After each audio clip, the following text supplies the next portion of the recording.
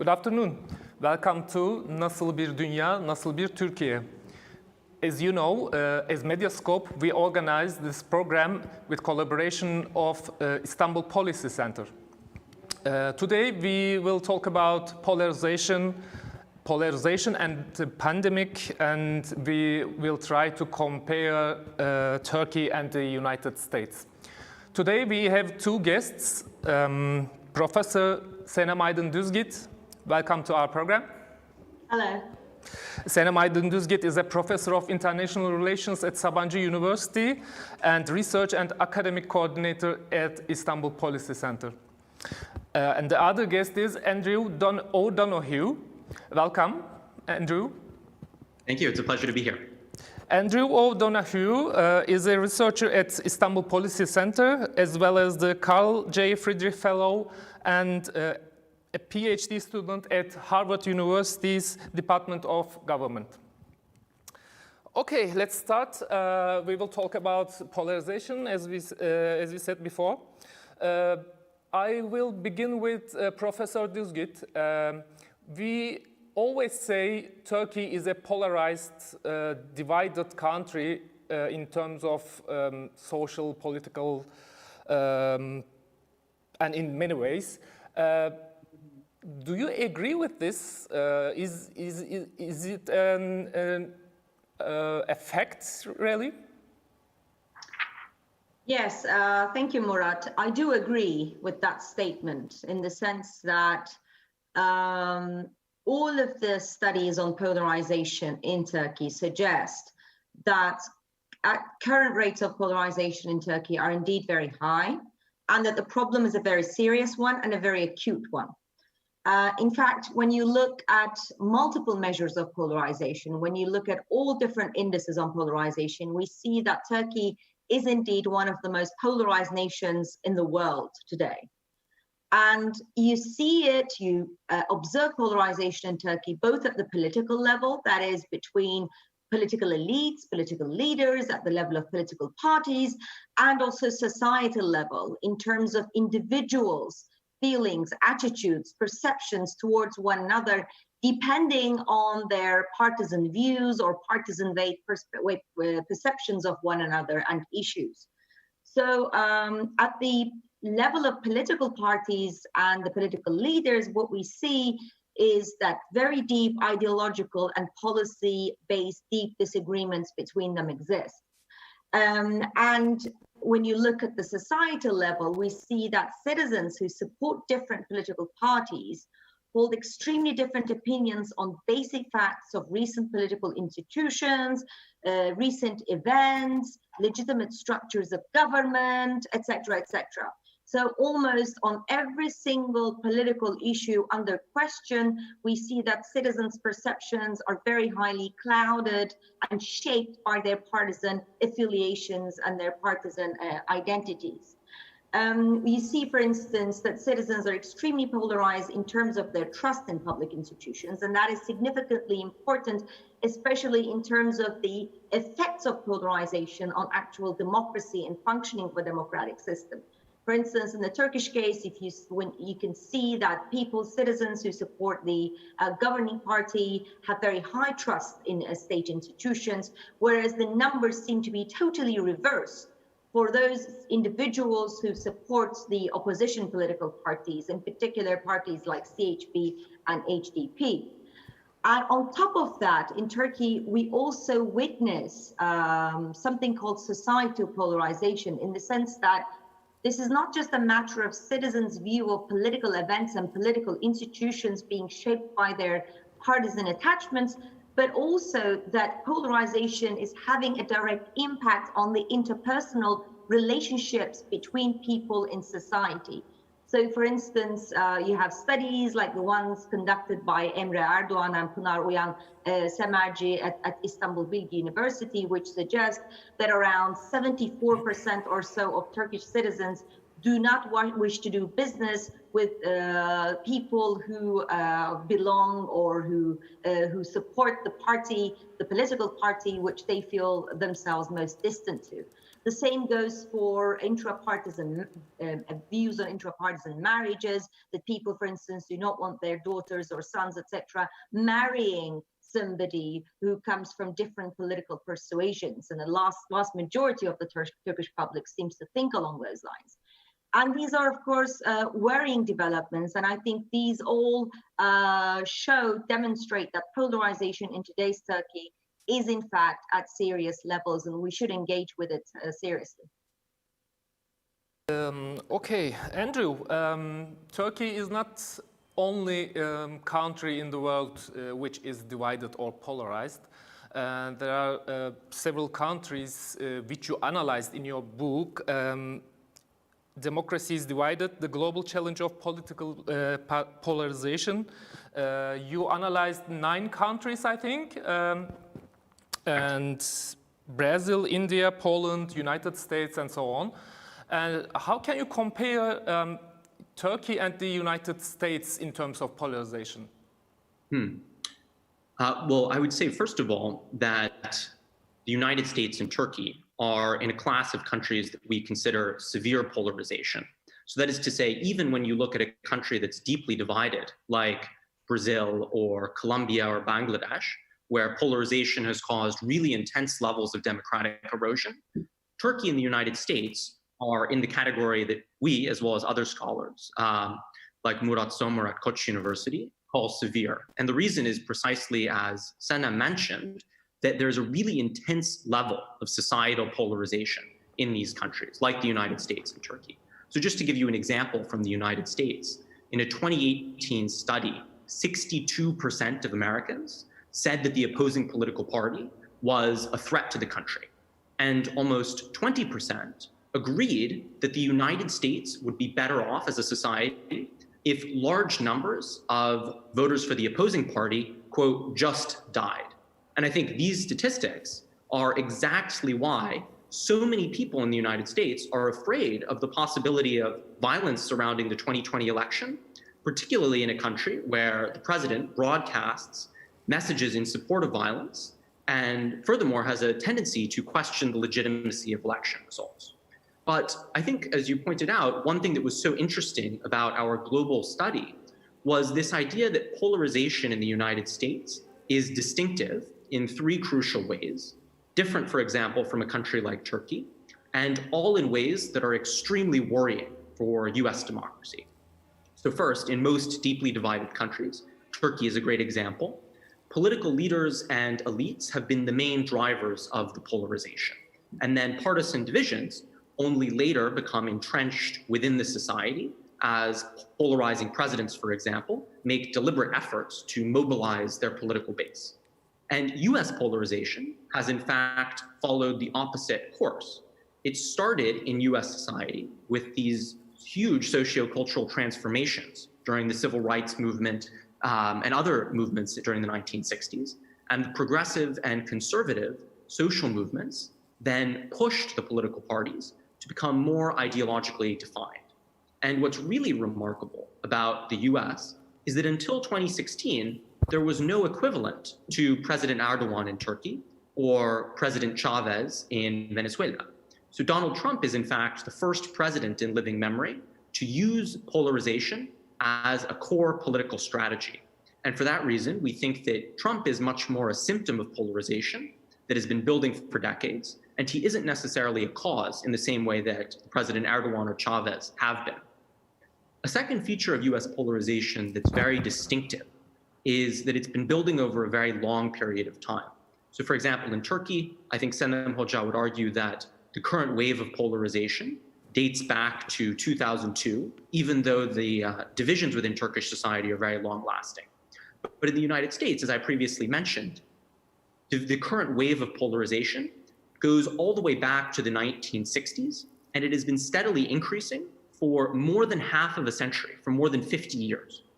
And a final point that's very distinctive about the United States is that in most other countries, polarization grows out of one primary identity division, whether it's ethnicity, religion, or ideology. So for example, in Turkey, the primary divide is between Islamists and secularists, although of course the Kurdish issue adds an important ethnic cleavage as well. But in the United States, all three issues are in full force. So race in the United States is a major political fault line, as the recent protests, of course, over police brutality and systemic racism have clearly demonstrated. Religion matters too, and issues of religion are central to questions about abortion, birth control, and other sort of social issues. And then, of course, there's a major ideological divide over the appropriate role of government. It's very distinctive in the United States because the conservative movement in the United States is in many ways anti-state. President Reagan, sort of a darling of the conservative movement, made had a very famous quote that the 9 scariest words in the English language are "I'm here from the government and I'm here to help." And I think that animus, that government is the problem, is an important driver of polarization in the United States. And the fact that in the United States, race, religion, and ideology overlap with one another in such powerful ways makes US polarization much more difficult to overcome, and makes it perhaps even makes it distinctive from the case of Turkey in many significant ways. Let's talk about the coronavirus pandemic, as always, in our programs. Professor Düzgüt, we always say before pandemic and after pandemic. And what can we say on the effect of coronavirus pandemic in terms of polarization in Turkey? Is there any change? Well, I don't think there is a significant change in the extent and intensity of polarization which existed before the coronavirus, in fact, hit Turkey and also the rest of the globe. But what actually it did is, I mean, I look at coronavirus as something that doesn't create new sort of tendencies or new divides or new developments as such in societies. But basically, I perceive it as a phenomena that already deepens, that already aggravates, accentuates the existing divides, the existing problems, a phenomena as such in societies. And I don't think the case of polarization in Turkey is an exception to that. So basically what we've seen after the coronavirus hit Turkey is that the government has continued its polarizing rhetoric and its discourse. And this polarizing rhetoric and discourse was particularly visible in the way in which the government and its officials had one-on-one conflicts with the local governments, with the local administrations in Turkey, from the opposition parties, of course, held by the opposition parties. And here, of course, I'm referring especially to the local governments of Istanbul and Ankara, so the big metropoles that are now run by the main opposition party. So basically, the local government here is important when you talk about responses to the coronavirus, because it's usually at the local level where the most effective response to the virus can be generated. I mean, we've seen it in other cases as well across the world. And in the Turkish case, what we've seen is the government, both because of polarization, but also adding to polarization, so it's like a two-way effect there that we see, has tried to suspend or prevent local government initiatives in helping to fight against the pandemic, be it financial assistance or be it soup kitchens or whatever, any kind of independent initiative that had been developed by the local governments themselves.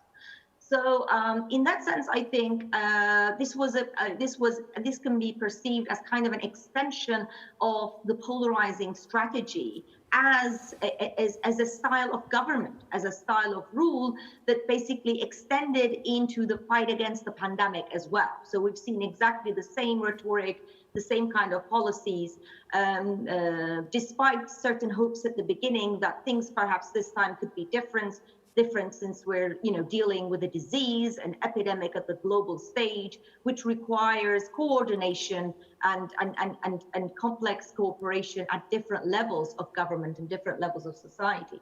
What it also did is, I think, it also deepened the existing and polarization-fueled mistrust that exists in society towards governmental measures. Including government's measures to fight the coronavirus, and also including the official statistics and numbers that are provided by the government. you basically have a polarized view in society with respect to, whether or not they should have trust and faith in the government's measures, and also the statistics that it provides on a daily, monthly basis, and also those who believe that, there is not much to be trusted and that everybody should just take their own precaution, because, we can never know the exact extent of the virus in Turkey. That degree of mistrust, I think, results from the polarizing strategy of the government, which is not new, but which did continue after the pandemic as well. So you basically see polarization, in my opinion, being deepened by these responses, both with respect to the clashes between the local government and the central administration, that resulted again in increase of mistrust across society along polarized lines, which makes it difficult to fight with the pandemic, but also it created practical difficulties for the government as well, such as, for instance, the provision of masks, which basically had been a blunder in the first few weeks of the pandemic, whether the local governments would have any power on it, whether it would be private pharmacies, etc., or whether the central administration tried to distribute it and it all failed in the end. And so they had to go through a completely different way. But at the end, it was, I think, a basic repercussion of the existing clash, which was in fact ultimately a result of a sustained polarization strategy on the part of the government. Mm-hmm. Thank you. Andrew, you were in Turkey during the pandemic, and you are in Turkey. Yeah? Right. Is it true? Okay. My first question to you is, how did you see Turkey's ways of managing coronavirus pandemic in terms of when you think this polarized country? And the second question, how has the pandemic affected polarization in other polarized countries like Brazil, US, India, maybe?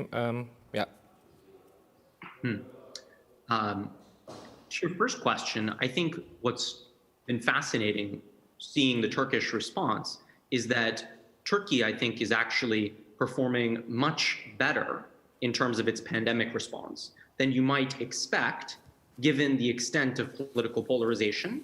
And as Senem Hoca was describing, the extent to which this polarization has shaped mistrust and other factors behind the coronavirus response. When you look at other countries that we studied in the book, like Brazil and the United States, as well as other extremely polarized countries like India, the United Kingdom, these are some of the worst performers globally in terms of their coronavirus response. And what's unique, I think, about Turkey is that compared to these other countries, it's actually been relatively successful at keeping a low death rate in terms of the pandemic, even when you account for the likelihood of pretty serious underreporting. I think it's important to highlight, however, that this isn't necessarily a result of effective governance as much as it is a result of other factors, such as, for example, Turkey's demographic profile, the very low number of people who are above 60, as well as the country's significant investment in healthcare, and other factors like the fact that it would be extremely shameful in Turkey to keep someone in a nursing home, whereas that is extremely common in the United States and the United Kingdom. But I think, as Senem was saying, the fact that polarization is so severe in Turkey has, on balance, been a factor disrupting the government's ability to respond effectively, and in particular, as she was saying, its capacity to work and collaborate with local governments to provide the most effective pandemic response possible. So Turkey is overperforming relative to other polarized countries, but polarization is nonetheless a factor that has reduced the effectiveness of the governance response. To your second question, how has the pandemic affected polarization globally? I think what's fascinating is that there's actually been a very significant diversity of effects. So the media tends to focus, for good reason, on the countries that are doing the worst. Countries like Brazil and the United States, in which polarization, the pandemic has pretty clearly become a highly partisan and polarizing issue. But there's actually a very significant amount of variation. So in some countries, like Chile or India, the pandemic has actually reduced political polarization. So Prime Minister Narendra Modi in India has actually used the pandemic as an opportunity to strive for greater national unity by, for example, holding candlelight vigils to honor people who are serving on the front lines of the pandemic. He has taken a stand against Islamophobia, albeit belatedly, by saying that the virus doesn't see religion or language. What's unfortunate in the case of India is that even when political leaders do take a stand in cases against polarization, they are often unable to prevent that polarization at the societal level.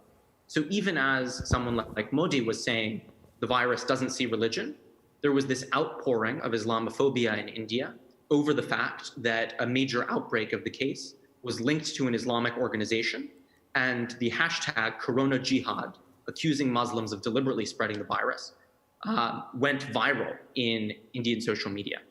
Another pattern that we see in different countries that we've studied is that polarization has increased divisions, not between the opposition and the government, but rather within the government camp.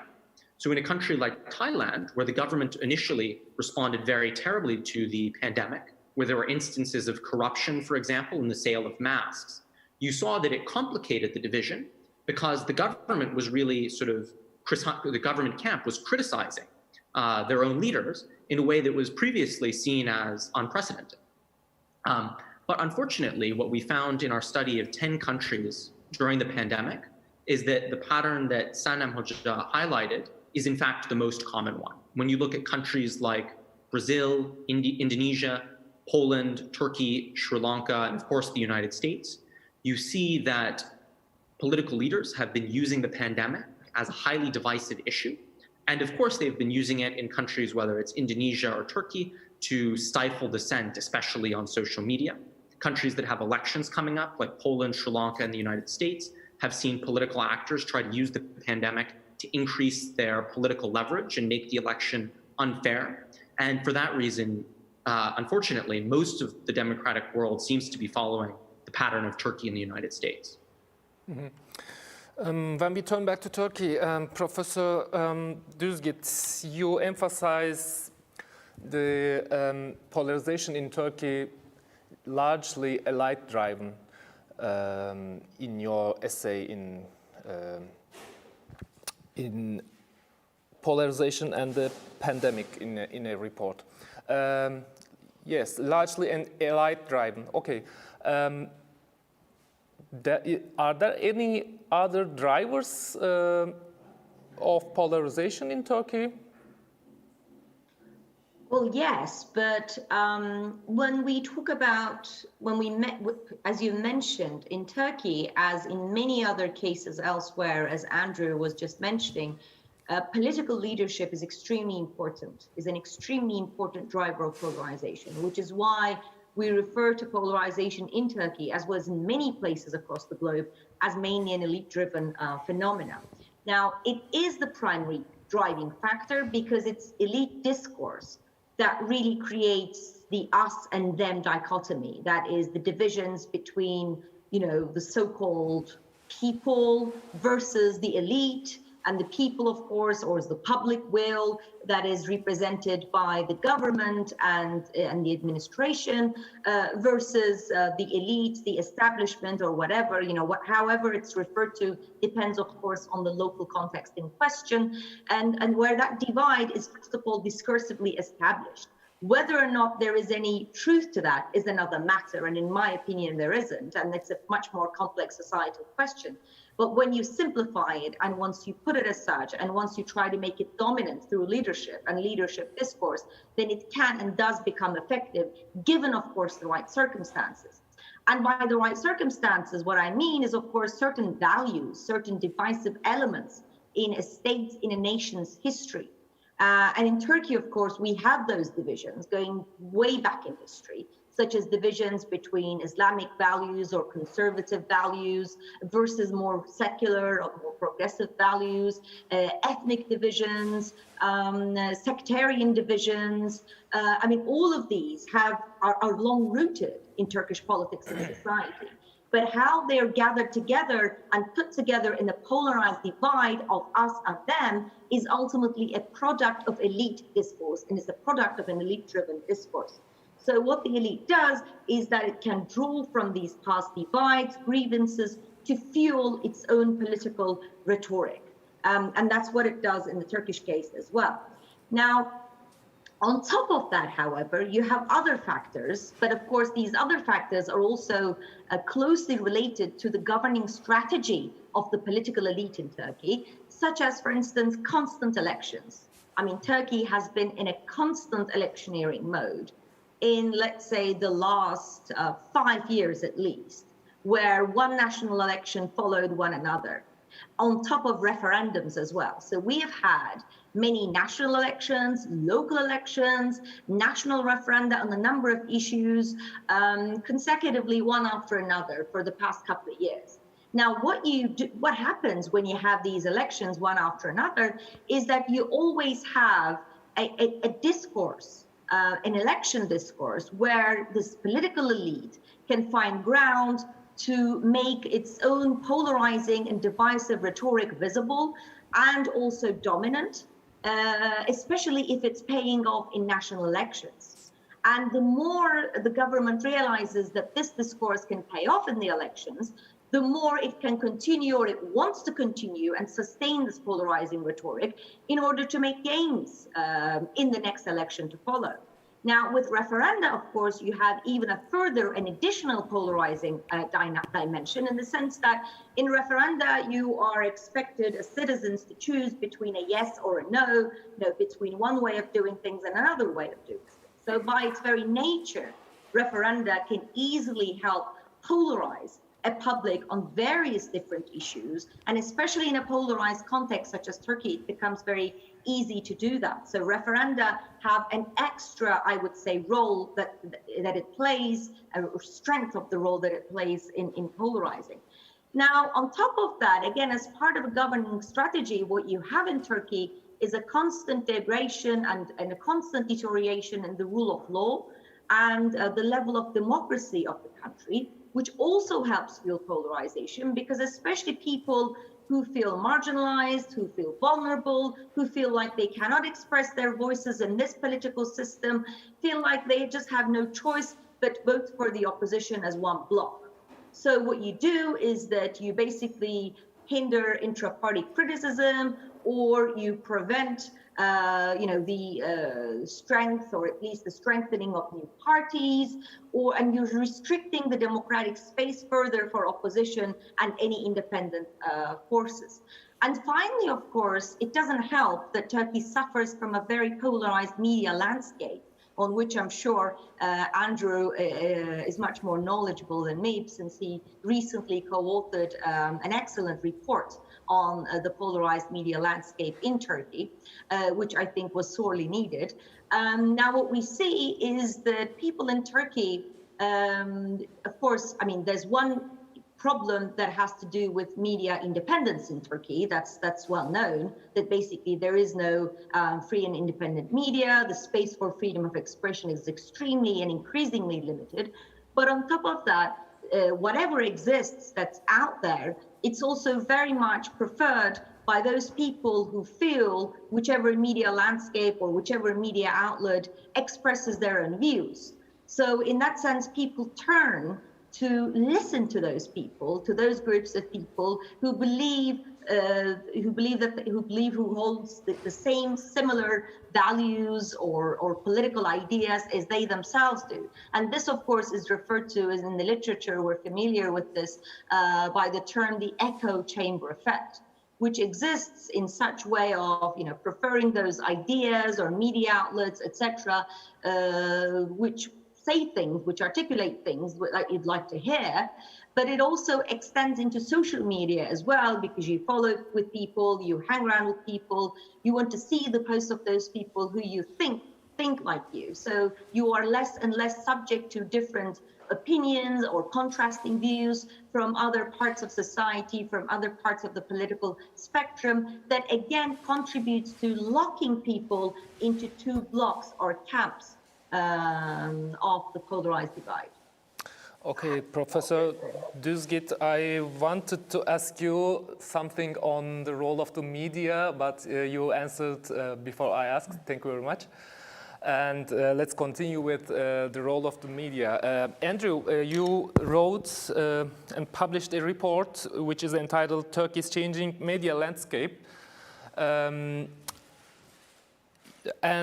according to this report, in a nationwide poll, 70% of Turkish citizens thought that in general the media presents biased and untrustworthy information.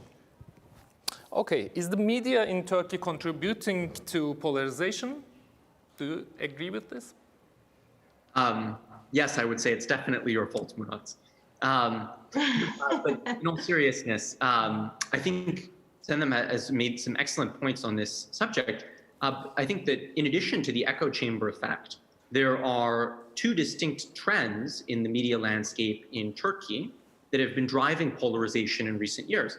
And in the report you just mentioned, we tried to get at this question by looking at two nationally representative surveys in Turkey.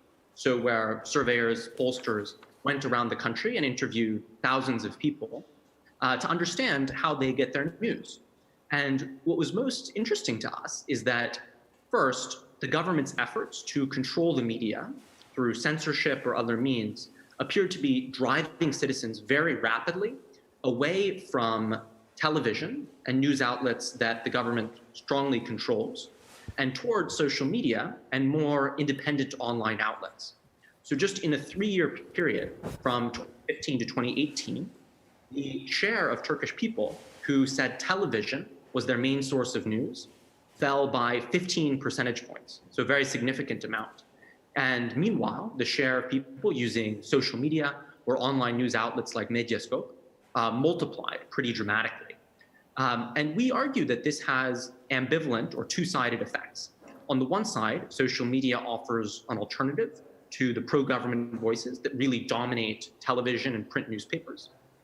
But on the other hand, the trend toward social media and online media for news appears to be very rapidly fueling misinformation and polarization.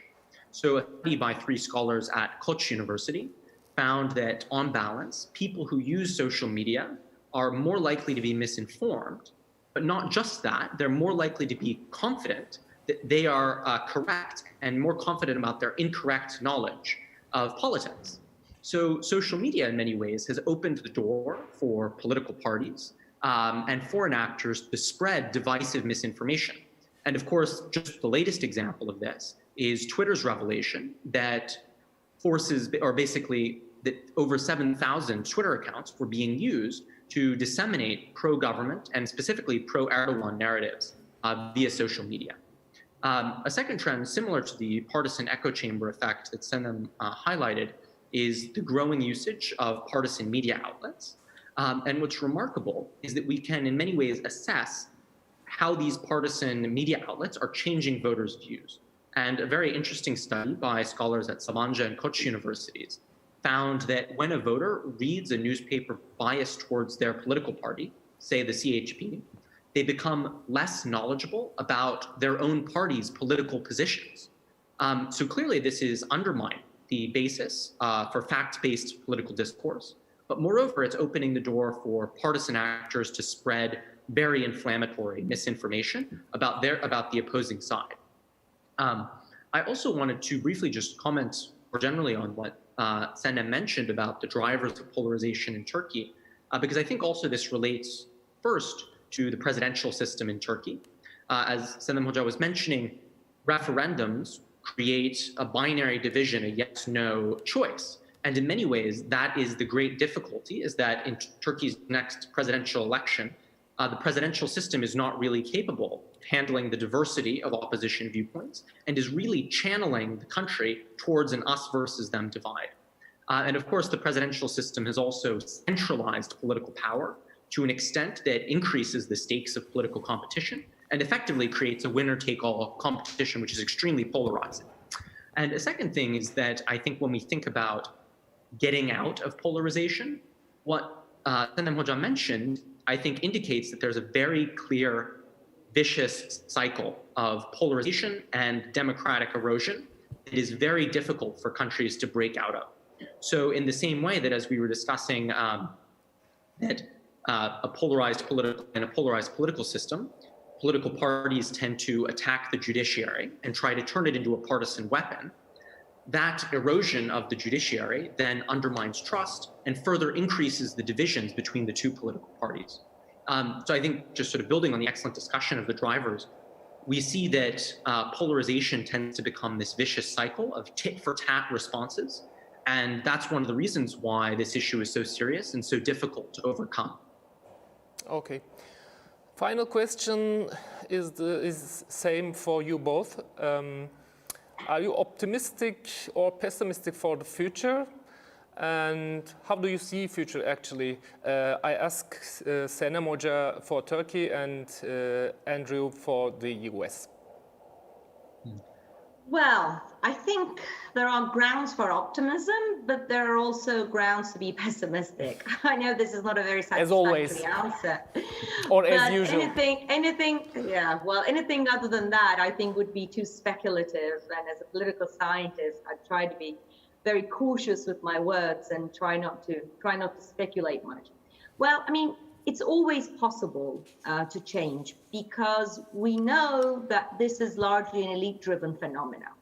Yes, there are social ramifications. Yes, of course, we do see it in social identifications and people's interpersonal relationships. But the fact that it's mainly elite-driven in the Turkish context, of course, that I'm referring to here, you might have differences in other local contexts, but in the Turkish context, the fact that it's elite-driven also provides some ground for optimism, in the sense that a different set of elite constellations or power constellations, a different set of discourse, in that sense, could turn this around and foster a more pluralistic, more cosmopolitan, more inclusive understandings of citizenship, of being, of living together. And I think, one example of that, which had been successful, was perhaps the Istanbul elections, when I think it was shown, of course, there were various reasons as to why the governing party was defeated in those elections. But I think those elections were also important in showing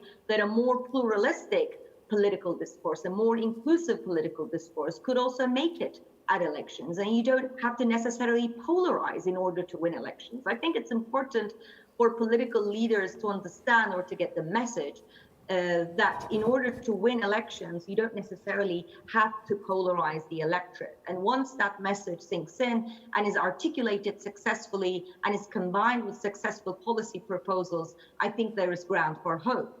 On the other hand, for the very short-term immediate future, there are also serious grounds for pessimism, in the sense that we have conducted another study, which we published in an academic journal about 3 years ago, where we found that the Turkish political elite is currently polarized on whether or not polarization exists in the country.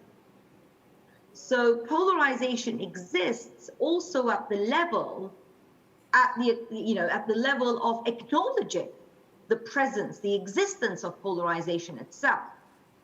So if you ask the public, it's not, you don't see the same kind of polarized divide. In fact, it is observed in various different measurements that, majority of the Turkish public believes that, Turkish society is polarized.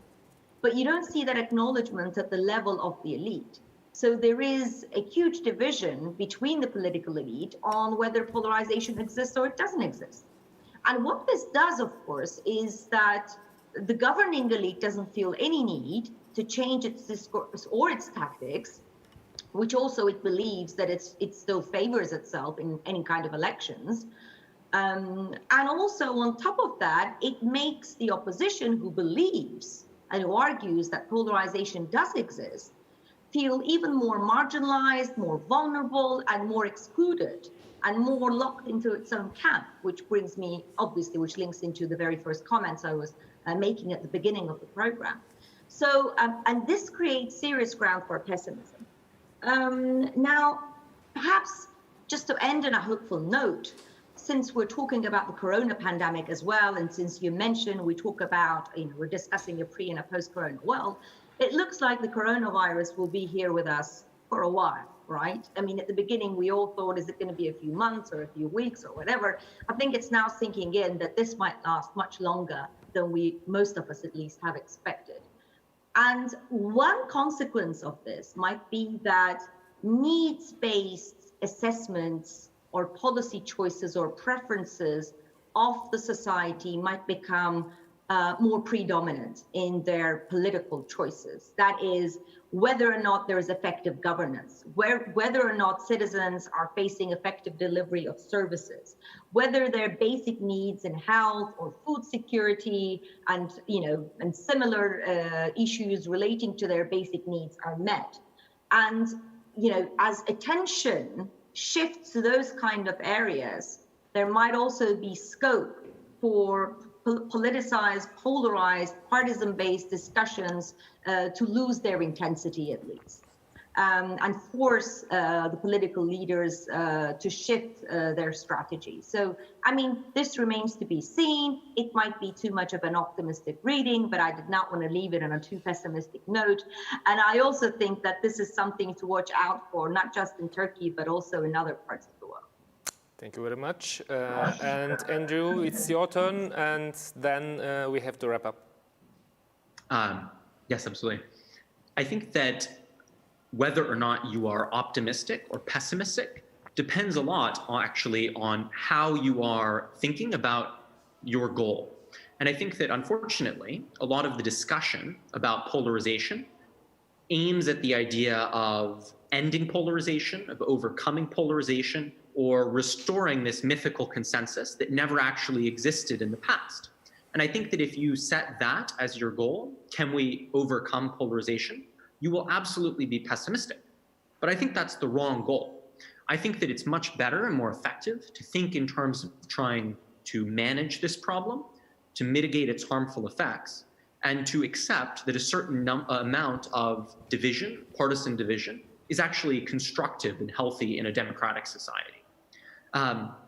So with that in mind, I think that thinking about the United States and whether or not we can manage our divisions in a more productive way, that the sort of answer to your question is that I am pessimistic in the short term, but optimistic in the longer or medium term. So in the short run, for example, the tremendous strain caused by the coronavirus, but also these protests over systemic racism in the United States will almost certainly intensify political polarization in the short term. Even with a president like Joe Biden, who has run basically as a non-ideological candidate, and who doesn't really have a single identifiable policy proposal other than beating Trump, even under a president like Biden, polarization will increase in the short term because the country will need to reckon with this issue of racial injustice, economic inequality that has been laid bare by the pandemic, and of course the tremendous strain this has placed on an already broken US healthcare system. But I think that this increase in polarization should actually be seen as a positive outcome.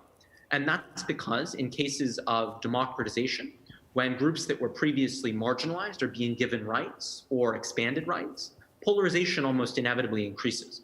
This was the case in the United States during the civil rights movement of the 1960s. The enfranchisement of Black Americans who were previously unable to vote in many parts of the United States was a polarizing development, but it was a positive one in terms of how it furthered the democratic standing of the United States. So my hope, sort of ending optimistically like Senem, is that in the longer term, these efforts to promote greater inclusiveness in the United States, to produce systemic change in terms of how the United States addresses issues of racial justice, will be polarizing in the short term, but ultimately produce a greater sort of level of equality and reduce the level of polarization around issues such as race, but not only around race, around also issues of ideology and how Americans understand the role of the state in providing their economic and social needs. So I think there's some cause for optimism in the long term, but it's going to take a lot of division to get there. Senem Hoca and Andrew Bey, thank you very much for your attendance. And Medyascope viewers, thank you very much for watching. See you next week. Thank you. It's been a pleasure.